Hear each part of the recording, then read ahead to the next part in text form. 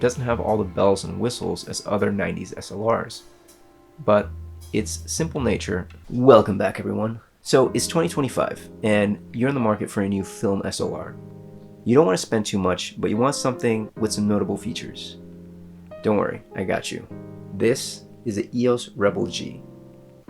This camera was released in 1996 and it was meant to be an easy-to-use, compact SLR for the entry-level market.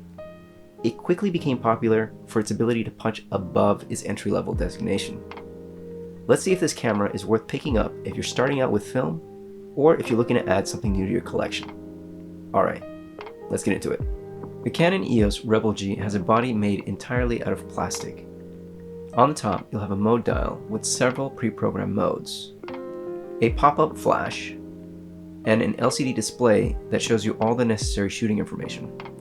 Next to it, there are 3 buttons, one for the AF, one for the function, and another for the 10-second timer. To change a setting, press the button and use the control wheel to change the setting. To turn on a function, just set the value from 0 to 1. When you load film into the camera, you'll notice something interesting. The camera counts up the frames. This means that as you shoot, the camera will rewind the frame you just shot. It has a maximum shutter speed of 0.02 of a second and a slowest of 30 seconds. Underneath the camera's shutter button, you'll notice that the grip is rubberized. There's also fake leather along the front of the camera for added comfort. The lens mount on this is also made out of plastic. On the back, you just have 2 buttons, one for exposure lock and the other one for aperture value. On the right side of the grip, there is a slot for attaching an intervalometer. On the bottom plate, you'll notice a metal thread for attaching the camera to a tripod. The viewfinder on this camera is a pentamirror type, and it has a 90% coverage of the frame. Looking through, you'll see a green LCD that shows you your shutter speed, aperture, and exposure. In the center, you'll notice a bracket with 3 squares. These represent your autofocus points. I'm highlighting them in red now. More on this later. You can select them using the control wheel. Half press the shutter button and this will confirm the selection. So usability with this camera is very good. It has 6 pre-programmed modes that you can select from, which include portrait, landscape, macro, sports mode, and night portrait. It also has a full auto mode. But if you want to go beyond those, it gives you aperture priority, shutter priority, and manual mode. The camera also has ADEP, which stands for auto depth of field. When the camera is set to that mode, the camera will optimize its settings to maximize depth of field for subjects placed along its focus points. In this example, the camera selected an aperture of f22 and 4 seconds. It also has red eye reduction, exposure bracketing, and it has a special feature which surprised me for a camera at this price point, which I'll get into later. I took the camera out with me to several locations, the first of which was a long hike into the woods. I feel the camera is well suited to this, thanks to its small size and lightweight build.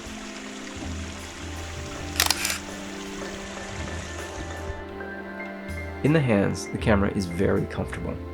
It has a very nicely designed grip, which makes it easy to wrap your fingers around.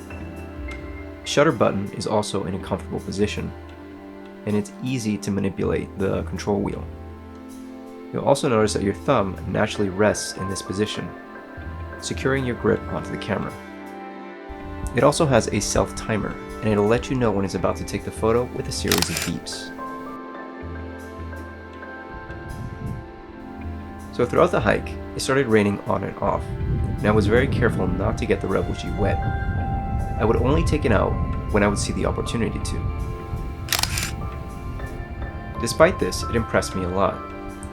Its autofocusing system was very quick, and it nailed focus all the time.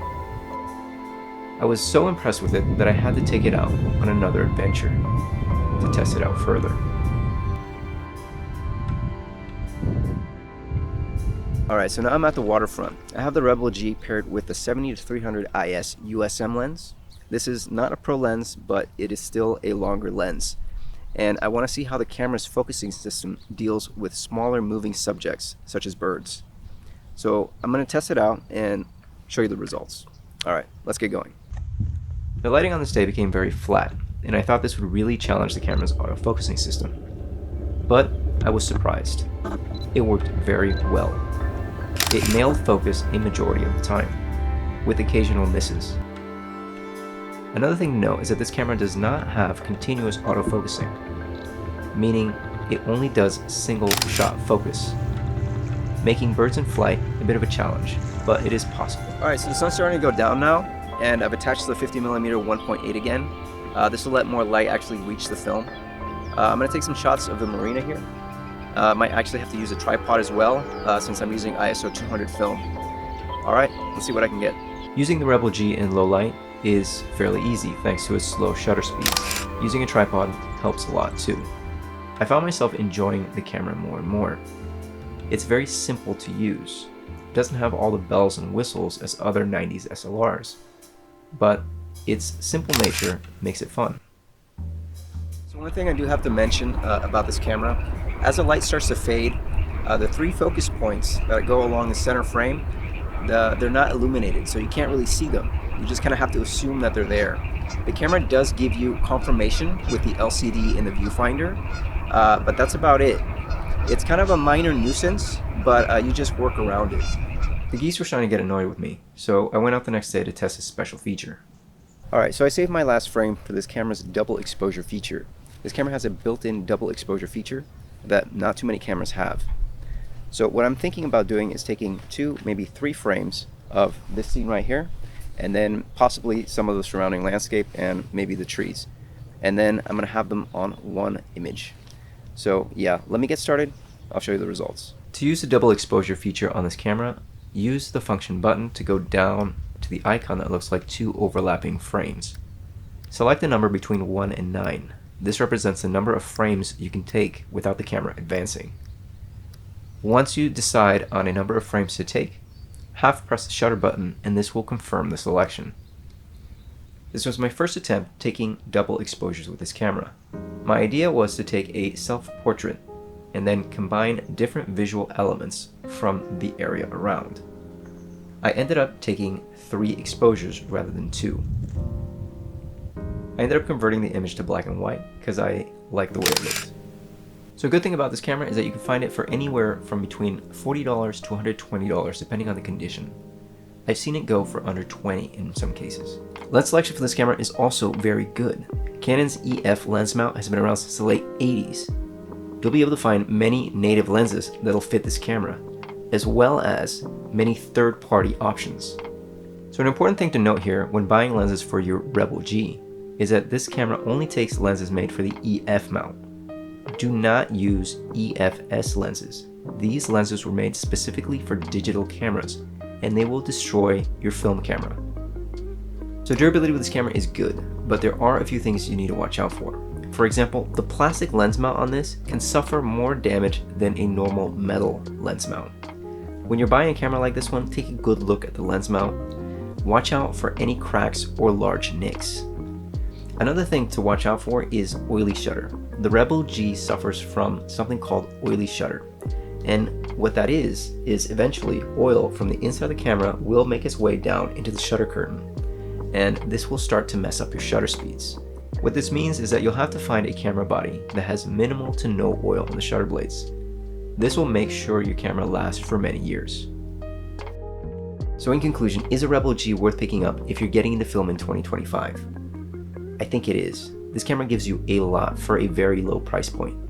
If you don't know much about film, this camera has 6 pre-programmed modes that'll get you up and shooting in no time.